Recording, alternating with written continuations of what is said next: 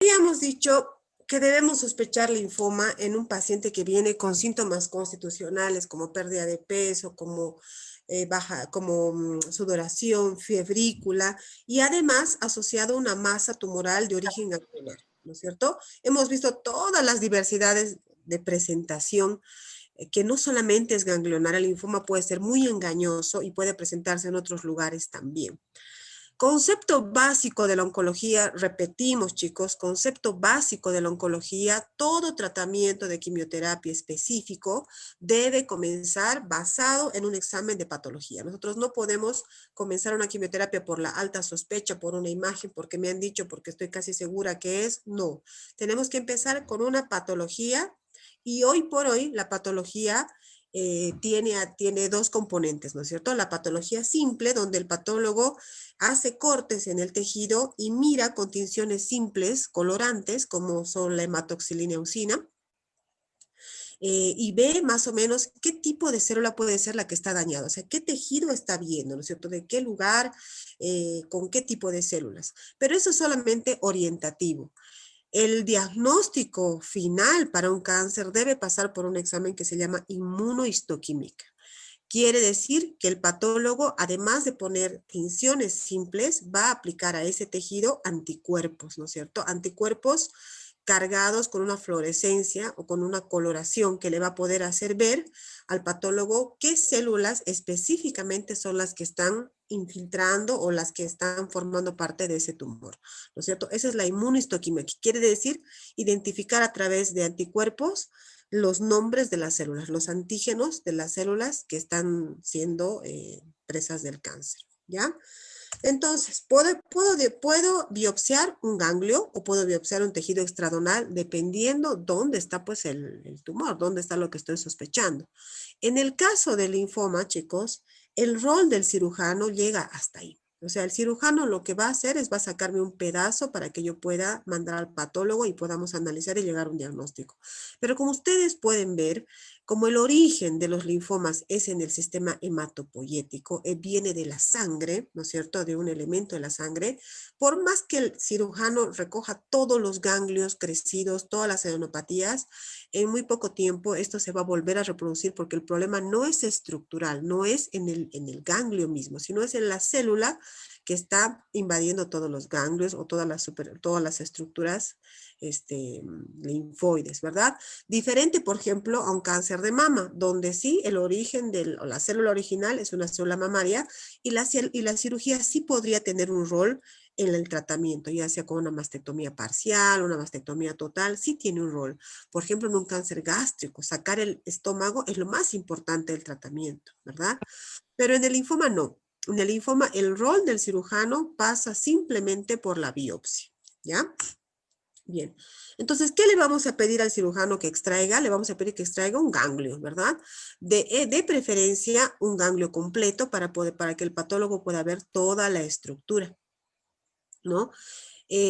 O un grupo ganglionar. Eso es lo que se recomienda en linfoma, porque la identificación del tipo de linfoma es tan complejo que el patólogo necesita cortar y ver dónde está infiltrando ese linfocito. Está infiltrando de manera difusa, está infiltrando de manera folicular, está infiltrando en la zona del manto, está infiltrando en dónde está infiltrando, para poder diagnosticar y orientarse para poner los anticuerpos para guiar una inmunistoquímica. ¿Ya? Más o menos es así. Vean, un ganglio es una estructura bien bonita y por dentro súper compleja.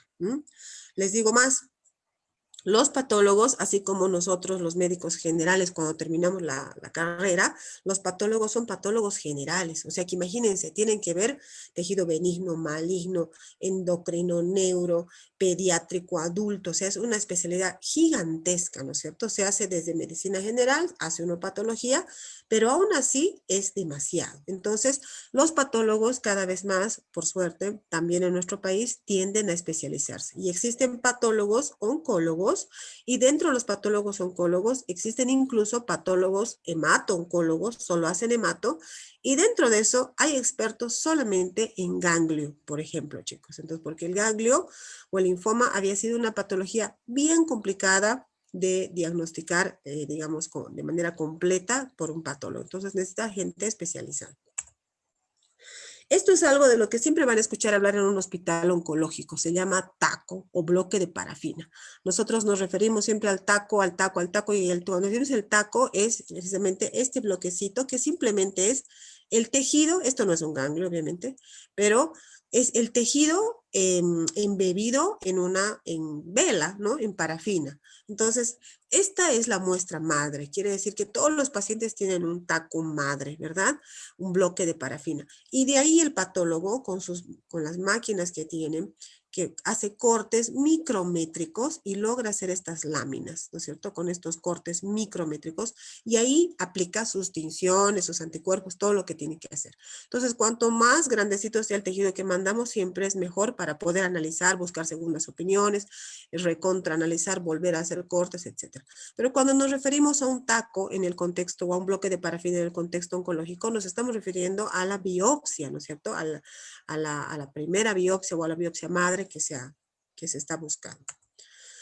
Hoy por hoy existen también otras técnicas para poder diagnosticar linfoma con anticuerpos, o sea, no es inmunohistoquímica porque no se saca tejido, pero puede ser un inmunofenotipo. Ustedes han hablado, cuando hablaban con el doctor Macías seguramente, de que nosotros sacamos médula ósea en la leucemia y mandamos el tubito, que es un líquido, a un estudio que se llama citometría de flujo. Seguro que les he hablado. Bueno, la citometría de flujo es lo mismo que la inmunistoquímica, pero en líquido, ¿verdad? La citometría se hace en sangre o en un líquido y la inmunohistoquímica se hace en tejido. ¿Ya? Entonces, pero el objetivo es absolutamente el mismo, identificar las células. Entonces, hoy por hoy, para linfoma, no solamente porque es menos invasivo pinchar, sino que es más rápida la citometría, se está intentando diagnosticar por métodos citométricos, ¿no? Se manda y se diagnostica. Sin embargo, en nuestro país eso aún no está desarrollado e incluso en los países más desarrollados, a veces no puede dar con el origen específico de cada linfoma y hace falta una biopsia del ganglio completo. Esto no es una inmunistoquímica, esto es una punción nada más para hacer una citología. Esta es una citología simple. No tengo imágenes de la citometría, después les voy a mostrar. Pero es más o menos así, ¿no es cierto? Por ejemplo, en el cáncer de mama, la biopsia se hace con Trucut, necesitamos un pedacito más pequeñito, una agujita, una pistolita que saca un pedacito como un fósforo chiquitito, ¿no? Y muchas biopsias se hacen así de hígado, por ejemplo, de cáncer de hígado, de páncreas. Cuando uno no quiere ser invasivo, no entra a una cirugía gigante, puede hacer punciones o trucuts guiados por ecografía, por tomografía. Esas son las técnicas actuales de diagnóstico, pero siempre antes de una quimioterapia tiene que haber un diagnóstico patológico, siempre, ¿ya? Entonces es así que comienza el viacrucis del patólogo tratando de identificarnos qué tipo de linfoma tenemos, ¿no? Recordemos que los linfomas en la clasificación grande puede ser linfoma Hodgkin, que son el mínimo 20%, o puede ser linfoma no Hodgkin, el 80%. La curación del linfoma Hodgkin es alta, por eso cuando vemos un paciente con linfoma de Hodgkin, que el pico de los linfomas Hodgkin es en la adolescencia, un pico grande en la adolescencia y un pico grande a los 40 años más o menos, tenemos que darle con todo, porque tiene, miren chicos, 85% de probabilidades de curación. Entonces estamos luchando por 8 de 10 pacientes. Entonces, no podemos aflojar ni días de quimioterapia, ni intensidad de quimioterapia, porque tiene una chance de curación alta. El linfoma no Hodgkin también. El linfoma no Hodgkin tiene también una alta tasa de curación, pero al linfoma no Hodgkin le encanta recaer. Por más que remita, la tasa de recaída asciende casi al 50% de los pacientes que entraban en remisión. O sea, es bastante, ¿verdad? Por eso hay diferentes estrategias de tratamiento que la vamos a ver después. El linfoma no Hodgkin puede ser a su vez a células B, es decir, a linfocitos B. El que está afectado con cáncer es el linfocito B. O puede ser de origen T, la célula afectada o la célula cancerosa es un linfocito T. Es menor porcentaje, pero miren, la curación es bajísima, es de muy mal pronóstico. Tener un linfoma T es muy malo, ¿no es cierto? Y si la variedad es, por ejemplo, un linfoma T a células NK, que ustedes saben que son las células natural killer T, es mortal. Como dice su nombre, natural killer, ¿verdad? Entonces, el linfoma T siempre es de preocupación y siempre nos va a llevar a adelantos en medicación, a trasplante, a una serie de estrategias para poder llevar a ese paciente a remisión. Y el linfoma de origen B tiene un mejor pronóstico, 85% se curan, ¿no es cierto? Entran bueno, 85% son los linfomas B y casi un 60%, hoy por hoy con las nuevas drogas, 70% pueden entrar en remisión en primera línea. Este es más o menos el esquema de los linfomas en cuanto a su incidencia. Como pueden ver aquí, esta estructura como una pequeña habichuela es un ganglio, ¿no? Es una estructura tan pequeña, pero miren, tan compleja. Tiene una corteza, una paracorteza, tiene los folículos, las trabéculas, la cápsula. Bueno, ustedes saben mejor esto que yo porque se lleva en anatomía, pero no le damos pelota a esta pequeña estructura. Y es pues el origen o es el lugar donde se pueden generar todas estas variedades de linfoma. En este mismo momento, nosotros aquí sentados hablando, estamos produciendo en este lugar una gran actividad de ADN o de cromosomas. Quiere decir, en este momento estamos cortando ADN todo el tiempo para poder madurar, para poder producir células plasmáticas, para convertir a linfocitos B normales, naïf, que se llaman inofensivos, en linfocitos B memoria, por ejemplo. Entonces, aquí es donde ocurren todos esos procesos. Miren, en la médula ósea, por ejemplo, se producen los linfocitos hasta llegar a madurar a un linfocito naïf. Quiere decir un linfocito que todavía no tiene una identificación como tal. Cuando la célula se vuelve cancerosa o ocurre una alteración clonal dentro de la médula ósea, originamos los diferentes tipos de leucemias, ¿no es cierto? Leucemia linfocítica aguda pro-B, pre-B, B común. Cuando la alteración se da dentro de la médula, se produce una leucemia. Pero cuando el linfocito ya ha salido de la médula y ha entrado en el ganglio y ya está realizando toda esta expansión clonal y la hipermutación somática, o sea, está cortando ADN todo el tiempo para poder diferenciarse hasta convertirse en una célula plasmática o en un linfocito de memoria. Entonces, si la alteración oncológica ocurre acá, bueno, ahí se pueden generar todos los diferentes tipos de linfoma. Miren acá, se puede generar el linfoma folicular, el Burkitt, el difuso, que es el más común a células grandes B, el Hodgkin, otro tipo de linfomas post-trasplante, el linfoma del MANT, el linfoma del manto también. Si el linfocito está a punto de entrar a esta diferenciación, pero aún no ha entrado, ahí se genera la leucemia linfocítica crónica. O sea, lo que quiero que me entiendan es que dependiendo dónde se ha producido la expansión clonal, la enfermedad del linfocito, del mismo linfocito, tendrá un diferente nombre y un diferente curso. Puede llegar a ser una leucemia, puede llegar a ser una leucemia crónica, aguda, crónica, o un linfoma en sus diferentes variedades. Es más, cuando ya se ha convertido o se está convirtiendo a célula plasmática y es ahí donde se produce la expansión clonal o la alteración clonal, se convertirá en un mieloma. Pero todos estos son cánceres linfoides. ¿Se dan cuenta? Todas esas enfermedades son cánceres linfoides. Por eso es importante esto que está sucediendo aquí dentro del ganglio, en el libro de inmunología, te toma fácilmente 3 o 4 capítulos para poderlo entender. Y también la maduración del linfocito T, que no la tengo acá, pero se produce en el timo y es más o menos lo mismo, ¿no? En el timo se producen diferentes eventos que hacen que un linfocito T se convierta en TCD4, TCD8, natural killer. Entonces, cuando algo falla, que puede fallar en cualquier momento, es una zona de hipermutación muy propensa a desarrollo de cánceres, pasan este tipo de enfermedades. No se sabe cuándo, por qué, no se tiene exactamente todos los factores de riesgo, pero se sabe que es ahí donde suceden los problemas. Bien, entonces, como vemos aquí, este ganglecito tiene zona del manto, zona folicular, entonces un poquito antes, cuando en época, seguramente uno quiere imaginarse en la historia, estos doctores, ¿se acuerdan que ayer les comentaba de Reed y Stenberg, que eran los patólogos que habían descubierto? Seguramente miraban el ganglio cortado en dos, así como este más o menos, y decían, pucha, pero estos linfocitos que yo veo anormales están sobre todo dispuestos a nivel folicular. Ah, entonces le vamos a llamar linfoma folicular. Ah, no, todos los linfocitos están en todo el ganglio, entonces le vamos a llamar linfoma difuso. Yo me imagino que así surgieron al inicio las variedades de linfoma, ¿no es cierto? Y después se fueron complicando más, como con el advenimiento de nuevas tecnologías para identificar células específicas y poder darle nombre exacto a cada célula, CD20, CD3, CD8, CD, de todos los seres, ¿no es cierto? Y ahí empezó la clasificación ya más compleja. Entonces, es así como comienza el trabajo del patólogo, ¿no?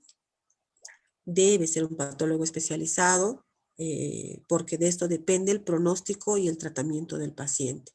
Y el patólogo comenzará viendo, veo células pequeñas, dirá. Entonces un linfoma a células pequeñas y después clasificará que veo células grandes, por ejemplo, ¿no es cierto? Large cell diffuse. Veo células, ¿qué células son estas? Miren cómo se ve a la legua esta célula de Reed-Stenberg. Este es un linfoma Hodgkin porque tiene una Reed-Stenberg. Y así macroscópicamente, perdón, no microscópicamente, pero digamos, solo morfología, podemos atinar algunos tipos de linfomas, pero es más complejo que eso.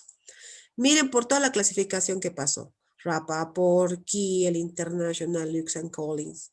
Y finalmente, desde el 2008, que justo fue el año que yo comencé a estudiar hematología en la residencia, que estaba entrando lo que es la clasificación de la Organización Mundial de la Salud, el famoso libro de la WHO, o la clasificación de la WHO, que nosotros lo nombramos 1000 veces con el patólogo porque es en esta clasificación, basada en estas publicaciones que lanza la Organización Mundial de la Salud, para clasificación de tumores hematológicos y linfoides y de tejido linfoide, que nos basamos hematólogos y patólogos para llegar a un acuerdo y diagnosticar todas las enfermedades, ¿no es cierto? Es un libro de mucha especialidad que se renueva cada 3 o 4 años y que cada vez está aumentando un linfoma más, están sacando uno, están dividiendo uno en dos, o sea, es un lío.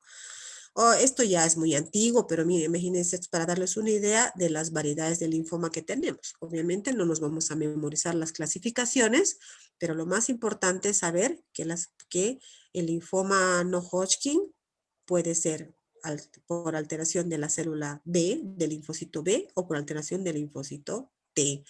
Dentro de la alteración del linfocito B, el linfoma más común, linfoma no Hodgkin B, más común es el linfoma difuso de células grandes B, así se llama, que es un linfoma de alto grado, agresivo, rápidamente progresivo. En cambio, su contraparte es el linfoma folicular, un linfoma indolente, medio tonto, que puede tardar años, no sé si años, pero mucho tiempo en manifestarse, ¿no? Y poder encontrarlo. Ambos son B, pero hay muchos otros, ¿no es cierto? De la zona marginal, los linfomas del manto, los maltos, el Burkitt también es un linfoma B.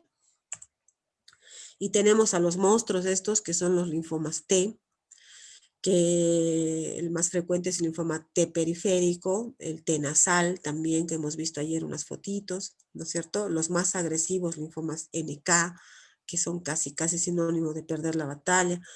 Muchos de ellos asociados al virus de Epstein-Barr. O sea, estos linfomas T tienen un marcador CD30 que los puede... que nos puede ayudar a buscar un target. Entonces, como ven, hay muchos tipos de linfomas, tanto no Hodgkin como Hodgkin, ¿no? Pero es importante reconocer a qué línea está afectando, al linfocito B o al linfocito T, ¿ya?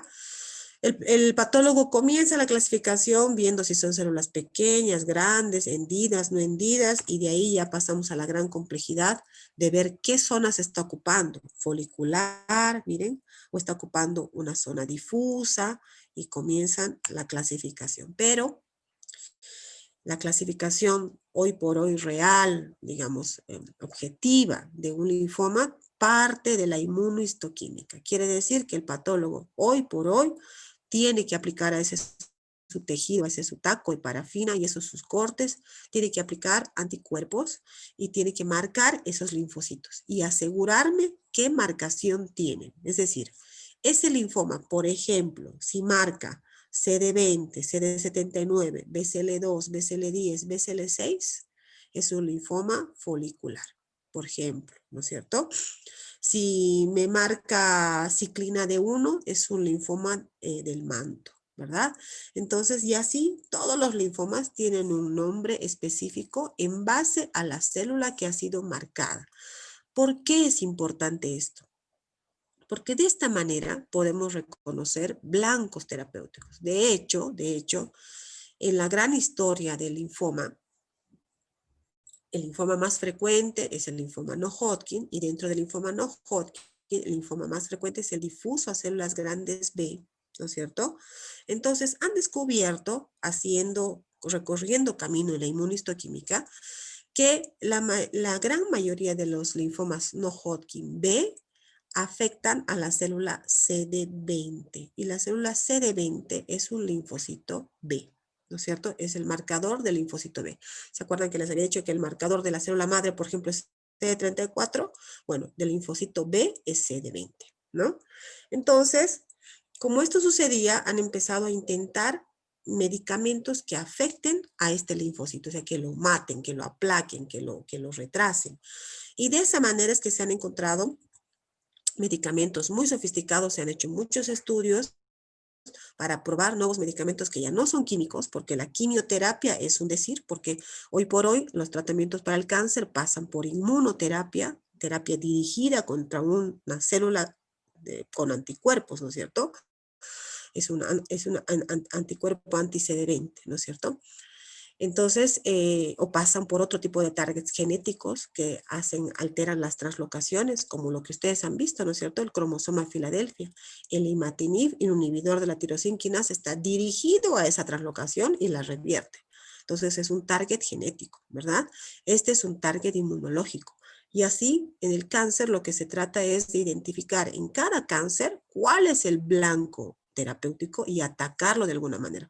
Eso, chicos, toma meses, años, millones de dólares invertidos en pretender curar, entre comillas, o mejorar la sobrevida de ciertas patologías. Pues en el linfoma, el rituximab, que es un anticuerpo anti-CD20, ha marcado un hito en el tratamiento de este tipo de linfomas, ¿no? Desde que apareció el rituximab hace más o menos ya 15 o 20 años, ya debe, no, 15 años ya debe ser, el tratamiento ya no es el estándar químico, sino que se agrega el rituximab al tratamiento. Un gran avance para el grupo de linfomas no Hodgkin, ¿verdad?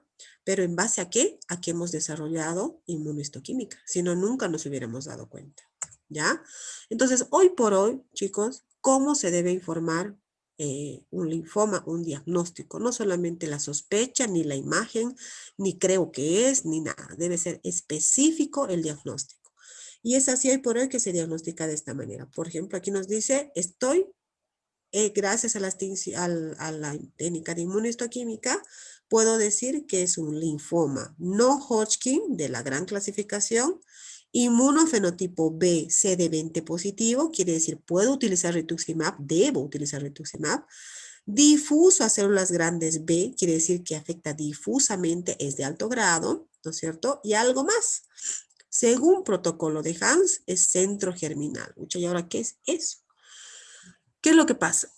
Cuando nosotros queremos atinar al pronóstico, queremos decir, este paciente va a ir bien, este se va a morir, este se va a morir, este va a ir bien. Cuando queremos hacer eso, eso es una tarea tan difícil, que nos agarramos de todo tipo de factores pronósticos. Algunos clínicos, ¿no es cierto? La edad, qué sé yo, la gravedad, la invasión, el hemograma, todas esas cosas, ¿no? Y también factores pronósticos genéticos. Quiere decir, ubicar ciertas translocaciones que se ha demostrado que en grupos grandes de pacientes, los que portan esas translocaciones van mal, ¿no es cierto? Translocaciones o de lesiones de buen pronóstico y de mal pronóstico.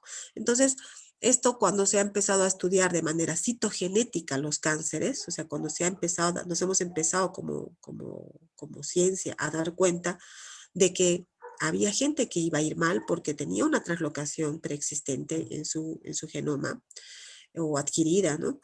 Entonces, se han empezado a desarrollar los estudios genéticos. Entonces, una forma en que las grandes potencias de investigación o los países más desarrollados han querido identificar a sus pacientes de más riesgo es hacerles todas las translocaciones. O sea, es más, un microarray, mirar todo, ¿no es cierto? Y ver qué translocaciones tiene ese paciente. La base, la técnica básica es la citogenética, que es el cariotipo convencional. Quiere decir juntar cromosomas y ver si está pareado.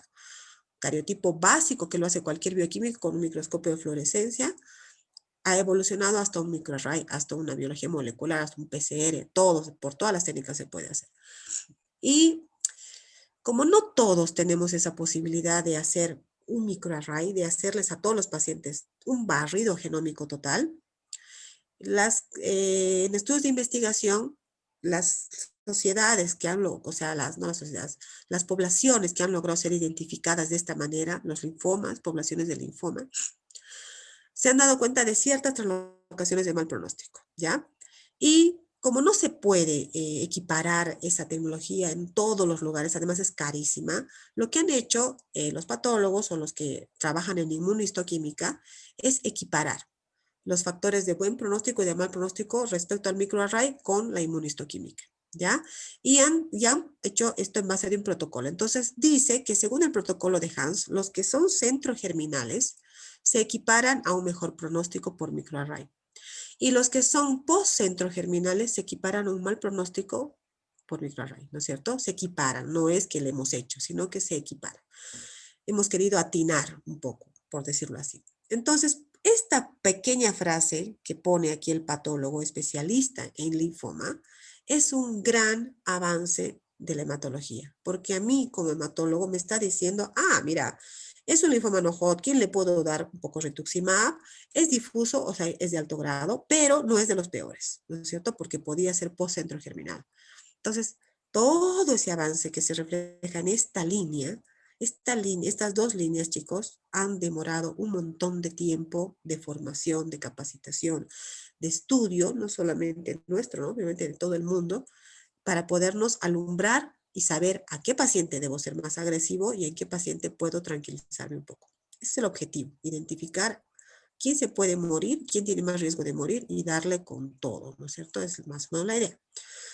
Además, me da este valor que lo van a escuchar por todos lados. Es el índice de proliferación Ki67. Muchos le dicen CAI, está mal porque es Ki, así es su denominación, viene de una ciudad donde se trabajó esto. Pero se llama Ki67 y ¿qué nos va a marcar? El índice de proliferación.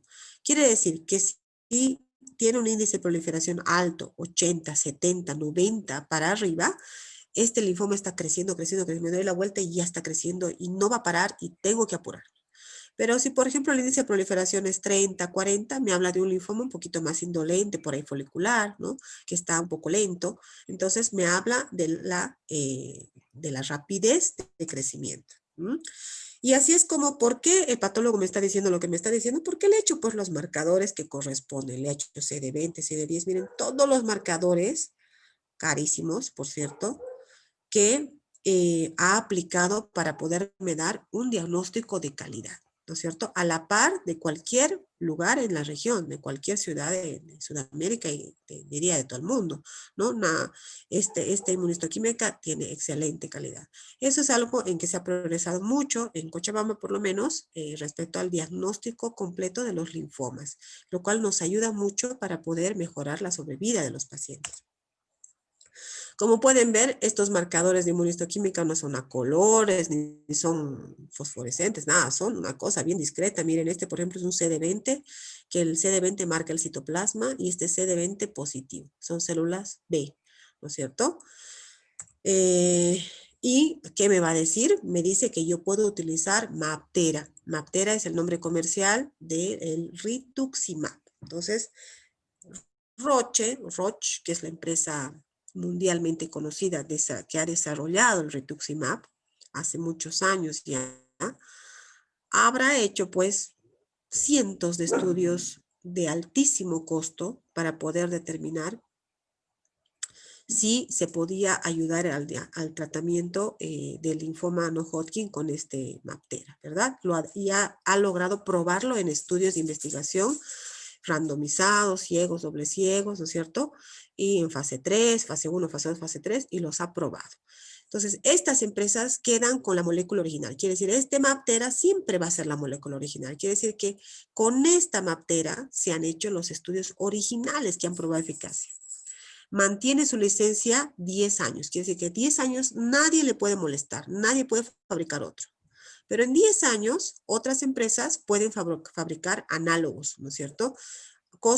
Medicamentos similares al MAPTERA. Son biológicos, no son químicos, no se preparan haciendo pócimas, son biológicos, se preparan a través de elementos vivos. Entonces, lo malo de los homólogos o de las copias es que muchas veces las copias no hacen estudios de nuevo en la población, sino que simplemente quieren equiparar a la molécula original. Por eso es que cuando nosotros a veces nos ponemos pesados en que sea la molécula original, porque la molécula original se respeta porque es con la que se ha probado en grandes poblaciones la eficacia, ¿ya?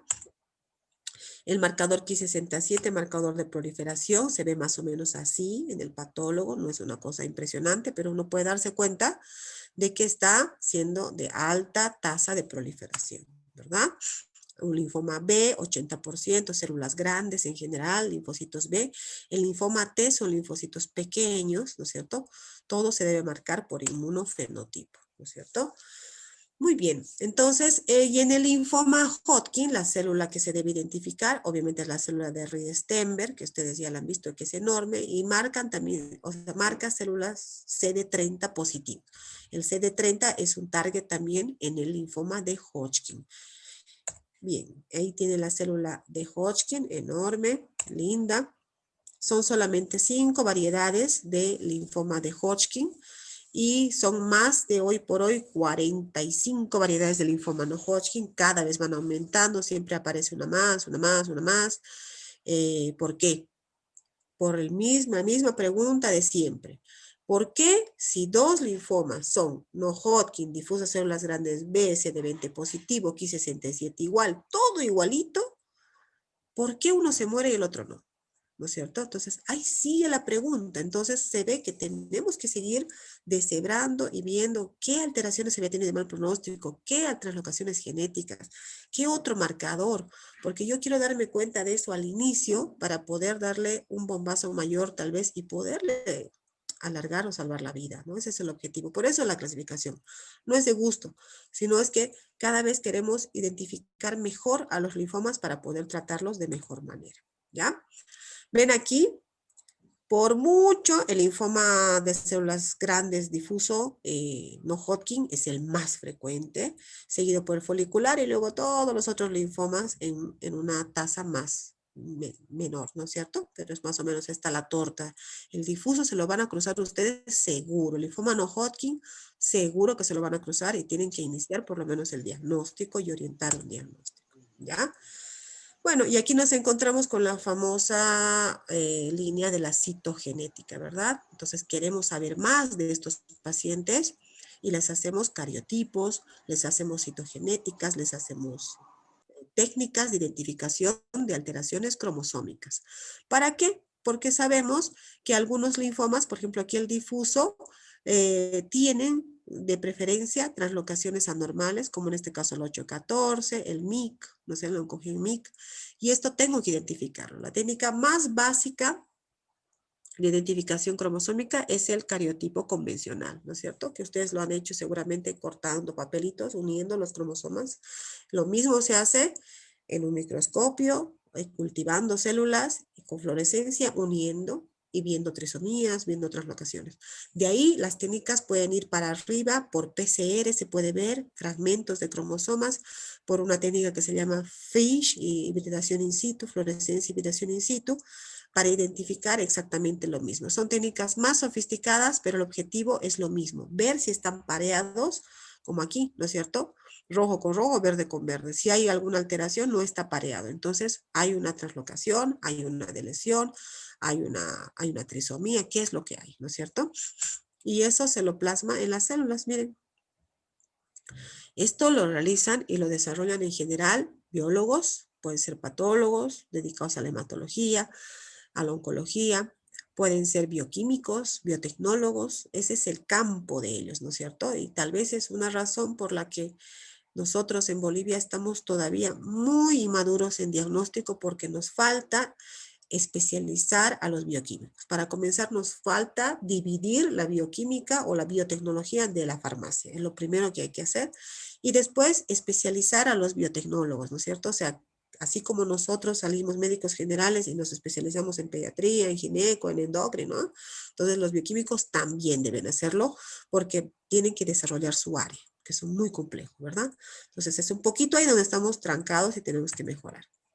También por técnicas de biología molecular, ahora que se está hablando tanto del PCR, bueno, el PCR sirve para absolutamente lo que se puedan imaginar, sirve para identificación de todo tipo de estructuras genómicas, virus, bacterias, este tipo de cosas, y se puede detectar translocaciones de buen o mal pronóstico también por PCR, ¿ya? Muy bien.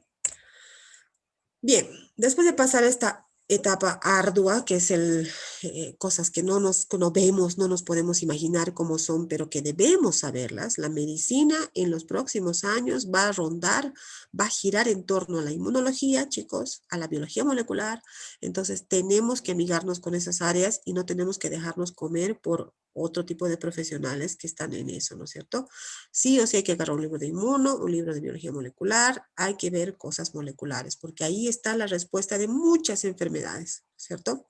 Y el desarrollo de la tecnología va a ir por ahí también. Bueno, aquí pasamos a algo un poquito más objetivo y más grande, que es lo que a nosotros nos gusta, nos tranquiliza ver con nuestros ojos, ¿verdad? Y es la famosa estadificación. Entonces, concepto básico de la oncología, no debo comenzar tratamiento si no tengo patología hoy por hoy con inmunistoquímica. Tampoco debo comenzar tratamiento si no sé exactamente dónde está el tumor. O sea, sé que existe, el patólogo me lo ha dicho, pero yo tengo que estar seguro de dónde está. Debo estadificar, ¿no es cierto? Esa es la famosa estadificación. No es comenzar quimio nomás, tengo que hacer todo mi trabajo, ¿verdad? Debo sacar una foto antes. ¿Por qué? Porque cuando le haga la quimio, al final le voy a comparar. ¿Y cómo voy a saber si estoy en remisión si nunca le hice una tomografía previa, nunca le vi la estadificación? Entonces, debo estadificar. En el linfoma, la estadificación es bien facilita, por suerte, ¿no? Simplemente necesitamos una imagen que es una tomografía contrastada, bien hecha. Vamos a ver otro estudio que se llama PET también, pero hoy por hoy la tomografía contrastada sigue siendo el gol estándar para la estadificación. Y es bien fácil porque cuando hacemos una tomografía, si vemos solamente un grupo ganglionar a un solo lado del diafragma, se llama estadio 1. ¿Ya? Esta clasificación se llama Ann Arbor. Se imaginarán que también es nombre propio por la persona que lo descubrió o lo aplicó, ¿verdad? Si vemos dos o más grupos ganglionares, pero a un solo lado del diafragma, se llama estadificación o estadio 2, ¿no? Si las ganglios están a ambos lados del diafragma, se llama estadio 3. Y si además de estar a ambos lados del diafragma, tiene compromiso de una estructura que no es nodal, que no es ganglio, médula ósea, hígado, bueno, cualquier estructura que no, el sistema nervioso central, que no sea nodal, se llama estadio 4. Ven que es recontra fácil. No siempre es así la estadificación. Por ejemplo, el cáncer de cervix, el cáncer de ovario, la estadificación es bien compleja, ¿no? Necesita varios estudios, no solamente de tomografía. Pero acá es súper fácil. La estadificación en árbol, donde yo puedo puedo seguir clasificando. Entonces digo, es un linfoma no Hodgkin, difuso a células grandes B, CD20 positivo, Ki67 alto, centro germinal por el protocolo de Hans, estadio 2B. ¿De dónde sale el B? De la presencia de síntomas B. Si tiene síntomas B, le pongo B, si no, no le pongo nada. Entonces es un estadio 2, nada más. O 2B, ¿no es cierto?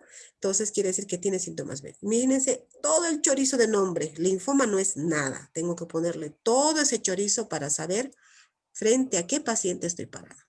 ¿Ya?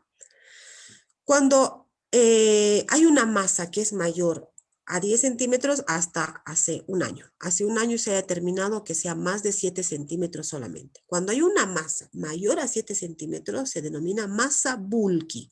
Entonces digo, si tiene una masa en mediastino grande de 20 centímetros, digo, es un linfoma no Hodgkin difusa, células grandes B, CD20 positivo, estadio 2B, masa bulky mediastinal. Entonces, la persona oncóloga o hematólogo que me está escuchando ya tiene toda la información en una frase, ¿no es cierto? Por eso a veces dicen que los oncólogos hablamos en clave y es que todo está protocolizado, ¿ya? También tenemos esta nueva tecnología que es la tomografía por emisión de positrones. Es algo que cuando llegó causó mucho revuelo porque se lo pensaba como una panacea, ¿no? Como que con esto ya sí o sí vamos a no solo diagnosticar, que diagnosticar es fácil porque a veces son las masas tan gigantes que ni tomografía necesito, sino con esto voy a poder decir si el paciente se curó o no se curó.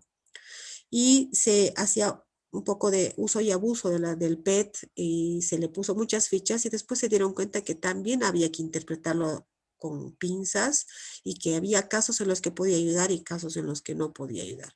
¿Qué es el PET? Es simplemente una tomografía con una tecnología un poquito más sofisticada en la que instilando sustancias derivadas del azúcar logran ir a lugares, ir a los lugares o marcar lugares que tienen actividad metabólica intensa, ¿no es cierto? Eso no quiere decir que va a marcar solo cáncer. De hecho, si por ejemplo yo voy al PET corriendo, probablemente me marque todo. ¿Me entienden? Porque he aumentado mi metabolismo. Si yo el día que voy al PET estoy con una faringitis terrible, me va a marcar en faringe y no voy a saber si es cáncer o son mis ganglios, ¿no? Entonces, para hacer el PET y para interpretarlo hay que tener, digamos, muchas armas de conocimiento y hay que tener mucho criterio. Hoy se sabe eso. Pero está estandarizado, por ejemplo, para el linfoma Hodgkin. Hoy por hoy, los pacientes que tienen linfoma Hodgkin deben hacer PET como evaluación, como diagnóstico y como evaluación. Y si no, mínimamente como evaluación de remisión, debo basarme en un PET. La tomografía con contraste simple ha pasado, digamos, a ser segunda en el linfoma Hodgkin, pero en el linfoma no Hodgkin todavía manejamos la tomografía con contraste también. Si puedo hacerlo un PET, hay que hacerlo. En Bolivia tenemos PET hace un año y 2 años. Está en La Paz. El PET necesita para poder funcionar una cosa que se llama ciclotrón, que es un gran campo magnético, me imagino yo, no soy imaginóloga, pero se acuerdan que hace como 2 años querían implantar un gran ciclotrón en La Paz, en un lugar que se llama Mayasa, en un campo de la universidad, y todos los vecinos se opusieron, etcétera, por desinformación, ¿verdad? Porque eso no causa ningún problema.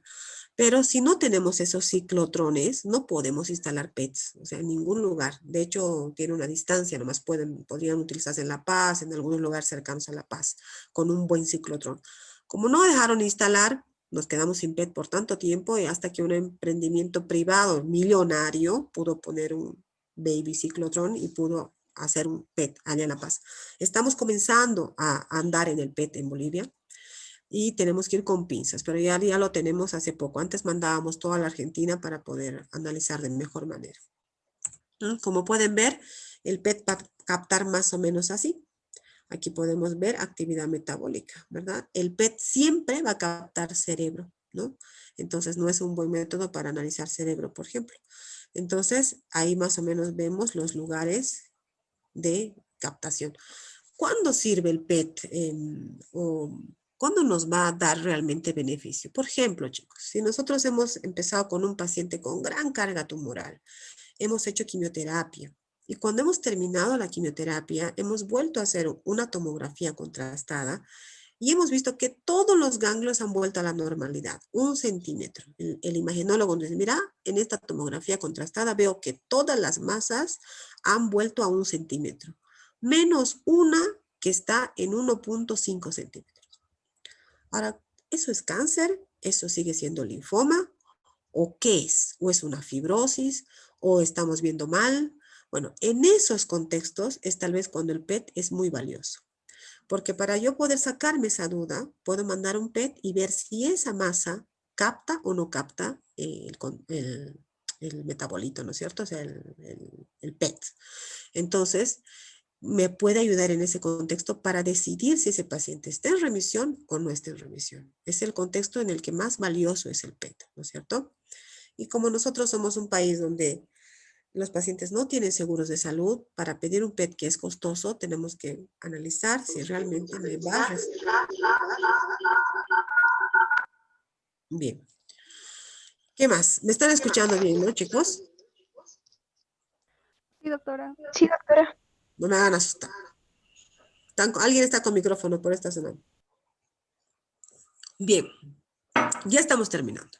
Entonces, hemos dicho que las pruebas complementarias pasan por los laboratorios básicos, probablemente no diagnostique nada con un laboratorio simple. Lo único que voy a poder ver es tal vez una LDH aumentada, porque es una enzima que marca el turnover celular, la beta-2 microglobulina, una proteína muy sensible a las enfermedades sanguíneas, malignas, ¿no es cierto? Que me van a servir como, no me va a servir para diagnóstico, pero me va a servir de seguimiento. Van a hacer un pico gigante y luego tienen que bajar, ¿no es cierto? Quiero ver la función hepática y la función renal para poder aplicar tratamiento, porque toda la quimioterapia tiene toxicidad. Voy a hacer una tomografía para ver dónde está y estadificar, ¿no es cierto? Y más allá de eso, tal vez puedo hacer una punción de médula ósea para ver si el linfoma ha ido hacia médula ósea o al sistema nervioso central con una punción lumbar. Estos son todos los estudios que debería de hacer. Hemos hablado de pronóstico, hemos hablado que el pronóstico más certero teóricamente es el pronóstico genético, ¿no? Pero que no está tan al alcance de todos. Entonces, este sí es un pronóstico clínico que lo usamos hoy por hoy, lo seguimos usando a pesar de que ha evolucionado mucho el tratamiento, mucho todo. El IPI, que es un índice pronóstico internacional para linfoma, todavía es vigente y todavía sirve para orientarnos cómo va a ir ese paciente. Dice que un paciente que tiene más de 60 años es peor, ¿no es cierto? O sea, no es bueno que un paciente tenga más de 60 años. Dice que una cosa que se llama performance status, ¿qué quiere decir eso? Aquí está. Existen escalas para evaluar al paciente. Yo no puedo decir, ese paciente está en mal estado general. Eso es muy subjetivo. En oncología tengo que ser bien objetivo para ver el estado general del paciente. Y eso se hace en base a escalas. Por ejemplo, en esta escala, que es la escala de Koch o Performance Status, una escala, un número 0 significa que somos nosotros, por ejemplo. Total actividad, no necesitamos de ningún apoyo para poder realizar nuestras actividades, somos 0. Y el 5 es muerto, ¿no es cierto? Y entre el 1 y el 4 hay diferentes restricciones o diferentes discapacidades que puede tener el paciente y le tengo que asignar un número. ¿Por qué? Porque me dice que si un paciente tiene un performance status más de 2, o sea, un paciente está restringido en movimiento, en alimentación, en nutrición, en lo que sea, según la escala, va a tener un peor pronóstico. Dice que si la LDH está alta, va a ser peor. Si la beta-2 está alta, no es bueno. Si tiene estadios altos, 3 y 4, Ann Arbor, no es bueno. Y si tiene síntomas B, no es bueno. Entonces le hago una escala. Y dice que si tiene 0 a 1 puntos, tiene 73% de posibilidades de sobrevivir a 5 años, ¿no es cierto? Si es un alto riesgo, tiene 4 a 5 puntos, miren, apenas 26% de posibilidades de sobrevivir a 5 años con el mejor tratamiento disponible, ojo, ¿no? Entonces, esto es una forma de responder la siguiente pregunta que hace el paciente. Hemos dicho que el paciente siempre pregunta, ¿por qué me ha sucedido esto? Ya sabemos que no le podemos responder, no existe una razón del cáncer hoy por hoy, una sola no existe. Y la segunda pregunta que hace siempre el paciente es, ¿me voy a curar, doctor? ¿Me voy a curar?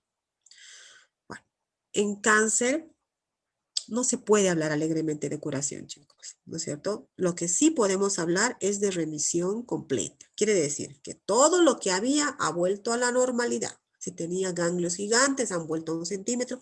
Eso se llama remisión completa. Si el paciente mantiene remisión completa por años y años, tal vez uno puede decir que ese paciente está curado, pero la palabra curación en cáncer es una palabra muy delicada que no se la puede usar alegremente. Pero esto me ayuda a responder, porque si es un paciente que tiene un índice de IPI de 0 o de 1, yo puedo decir, mire señor, tenemos muy buena tasa de posibilidades de remisión, entonces hay que darle con todo. Hay que aguantar y hay que salir adelante porque tenemos una posibilidad enorme, ¿no es cierto? No solo va a depender del IPI, va a depender del tipo de linfoma, del grado de afectación, de muchas cosas, pero el IPI me ayuda a poder responder esta pregunta, ¿no? Y es totalmente vigente hoy por hoy. De hecho, ahora tenemos un score que se llama RIPI, porque como hemos agregado rituximab al tratamiento, hemos visto cuál va a ser el pronóstico con rituximab, ¿no es cierto? Los linfomas pueden ser agresivos, pueden ser indolentes. De los agresivos el más común es el difuso, es uno de los más frecuentes. De los indolentes el más frecuente es el folicular, pero hay muchos más. Su comportamiento de uno de ellos es muy rápido, fulminante, y a la vez también estos agresivos responden muy bien a la quimio y después les gusta recaer. En cambio, los indolentes son más lentos, medio bobos, pero no responden bien a la quimio. O sea, cada linfoma tiene su detalle, ¿no es cierto? Muy bien. ¿Cómo va a ser el tratamiento de estos pacientes? Bueno, el tratamiento no vamos a entrar en demasiado detalle, chicos, pero hay conceptos básicos que ustedes tienen que hacer. Primero, concepto básico, como es, no tratar si no tengo inmunistoquímica. No tratar si no tengo estadificación. Más allá de eso, debo investigar todos los detalles del diagnóstico para tener una idea clara de a quién estoy tratando y qué posibilidades tiene de curación, ¿no es cierto? Para poder ofrecerle el mejor esquema o el mejor tratamiento disponible en el mundo para el tipo de linfoma que tiene. Por eso debo saber el tipo específico con todas sus características, ¿no? Y investigar cuál es el mejor tratamiento. Ahora, no es que un hematólogo hace una cosa, otro hematólogo hace otra cosa. Todos estos esquemas en primera línea, quiere decir el primer bombazo que le voy a dar al linfoma, ya están estudiados, chicos.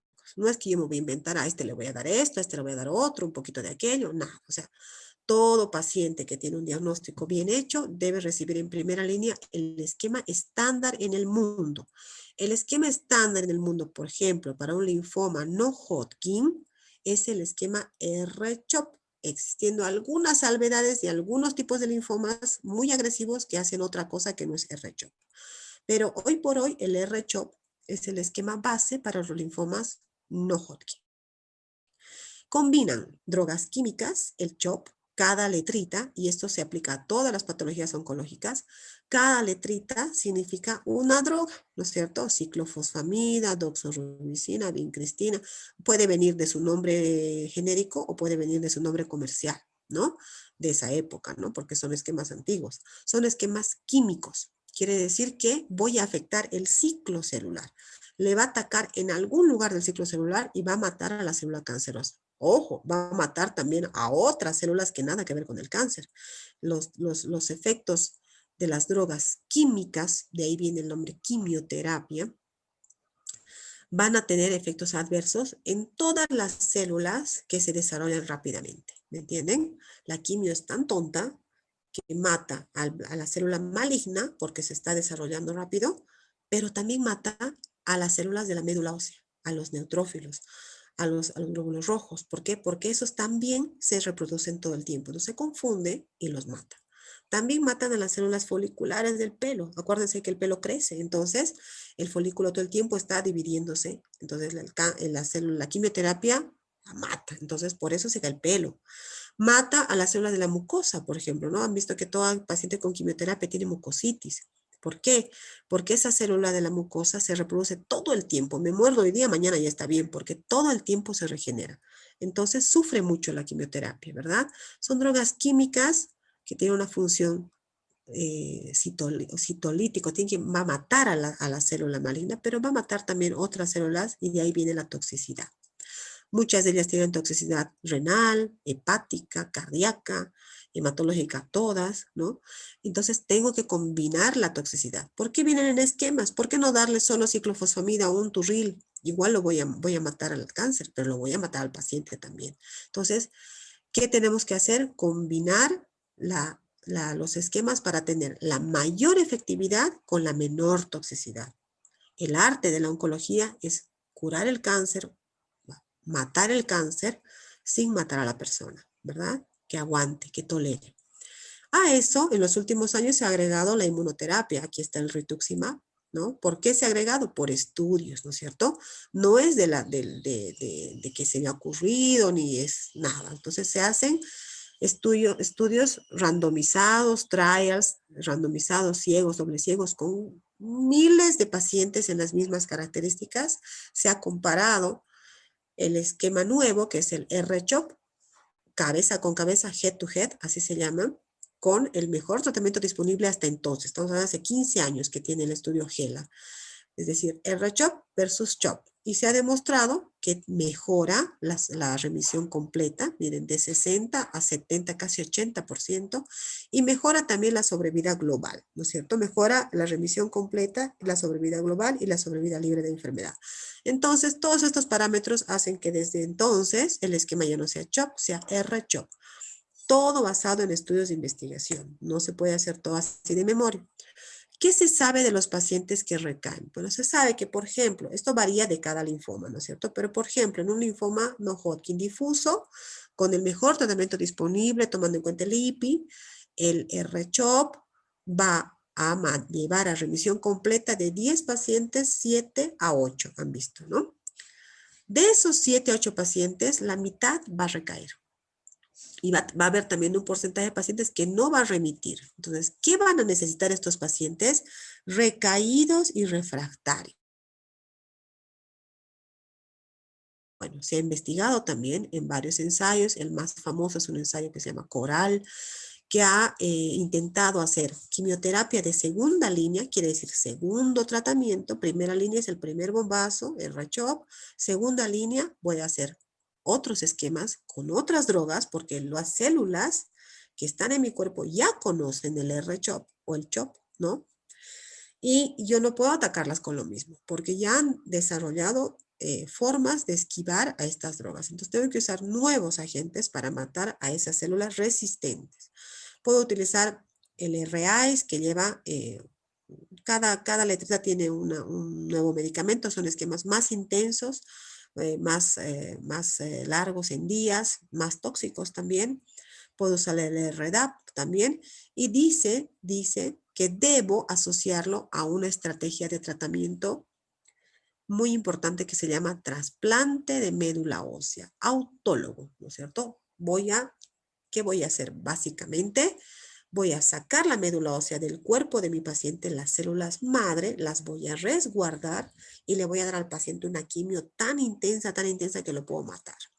Pero como tengo guardadas esas células en otro lado, una vez que paso la quimioterapia, le pongo de nuevo sus células. Esto vamos a ver cuando llevemos trasplante, así que no vamos a ver ahora, ¿no es cierto? Pero es más o menos la idea. ¿Cuál es la idea? Es matar al máximo la célula cancerosa, no dejar nada, porque si yo dejo un residuo microscópico de cáncer, eso va a volver a crecer y me va a ocasionar una recaída. A veces lo logro y a veces no. Es la naturaleza de la célula cancerosa y las armas que yo tengo para combatirlas y la forma en que uso las armas, ¿no es cierto? Entonces, el mejor oncólogo, el mejor hematólogo no es el que promete curación, es el que promete regirse estrictamente a los protocolos existentes que han probado y demostrado eficacia, ¿ya? Bien, en el linfoma de Hodgkin, el tratamiento se llama la primera línea ABBD, se hace cada 15 días, el R-CHOP se hace cada 21 días por 6 veces, en el ABBD se hace cada 15 días, pueden ser entre 8 a 12 veces, dependiendo el estadiaje. Son estas drogas, ¿no es cierto?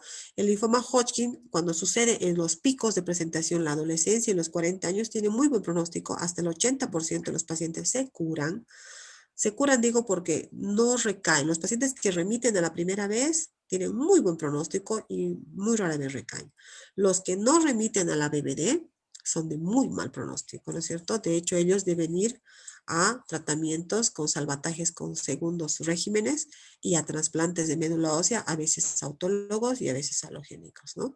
Entonces, esto es, digamos, la base del tratamiento. No vamos a ahondar mucho en detalles del tratamiento porque no compete. Lo que a mí más me interesa es que ustedes sepan reconocer una patología linfoide, una patología oncológica, un linfoma, sepan cómo llega el paciente, cuándo debo sospechar y todo el trabajo que se debe hacer antes de poner la primera gota de quimioterapia. Hay mucho trabajo antes de diagnóstico, de estadiaje, de pronóstico, y después medir la enfermedad al final, también con las mejores herramientas para poder determinar si está en remisión o no. Cuando uno hace un buen trabajo y hace todos los pasos como debe, realmente ya lo único que va a determinar la vida o la muerte del paciente va a ser la naturaleza de su célula cancerosa, ¿no es cierto? Y ha hecho todo lo que estaba disponible en el mundo. Hoy por hoy, en Bolivia, en Cochabamba, creería que para la mayoría de los linfomas tenemos las mismas armas que en cualquier otro lugar.